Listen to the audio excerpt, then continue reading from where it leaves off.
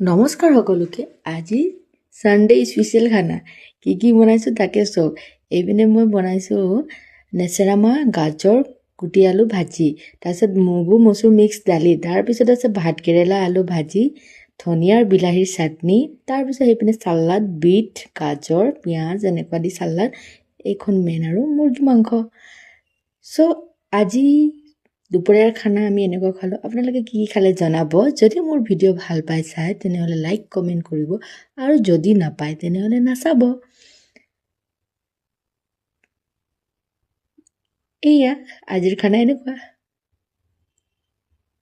মাংস কিন্তু খুবেই টেষ্টি হৈছে দেই, কি ক'ম মানে বহুত বঢ়িয়া বনাইছোঁ। মই জানিছোঁ পিছে বনাবলৈ, মাৰ হাতৰ খাই বেছি টেষ্ট পায়, এতিয়া নিজেও মই ভালকৈ বনাব জানো।